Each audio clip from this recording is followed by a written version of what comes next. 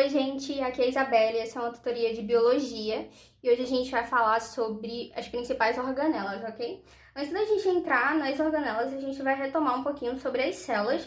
Então, a gente tem dois tipos de células, que são as células procariontes e as células eucariontes. A grande diferença entre essas duas células tá com relação ao núcleo.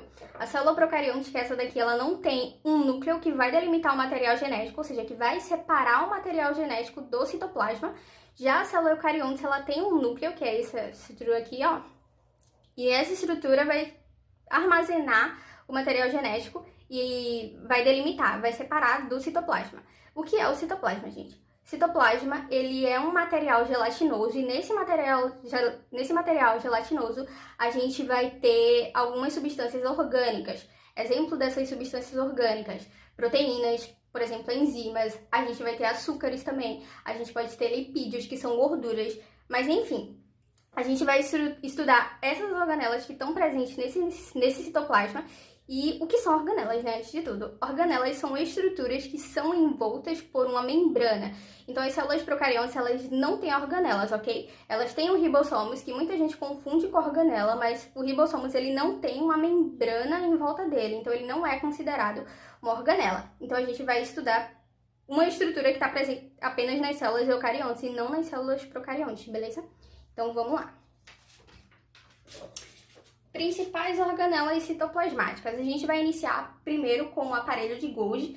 O aparelho de Golgi, ele funciona como uma espécie de correio. Por quê? Porque ele recebe substâncias, ele consegue modificar essas substâncias, ele vai empacotar. Qual o sentido dele empacotar essas substâncias? Para enviar para fora do corpo. Então, ele vai participar de alguns processos aí que ele vai auxiliar outras organelas, por exemplo, ribossomos. Eu vou falar posteriormente para que serve o ribossomos, mas eles produzem proteínas, então as proteínas que precisam ser mandadas para fora da célula, ou seja, elas vão para a corrente sanguínea e vão para outras estruturas, elas passam pelo aparelho de Golgi, porque ele tem essa funcionalidade de empacotar e enviar essas substâncias para fora da célula, ok? Mas existem outras funções também do aparelho de Golgi e dentre elas a gente tem a síntese de polissacarídeos. O que são polissacarídeos? Sacarídeo é açúcar, é um sinônimo de açúcar. Poli são muitos. Então, polissacarídeo é uma grande estrutura feita de açúcar, ok? Um exemplo de polissacarídeo, parede celular. Parede celular está presente nas células eucariontes vegetais. Então, o aparelho de Golgi ele consegue produzir esses polissacarídeos que fazem parte da parede celular, beleza? Outra função do aparelho de Golgi tá com relação à fabricação de uma enzima, e essa enzima ela vai fazer parte de uma outra organela que é chamada de lisossomos.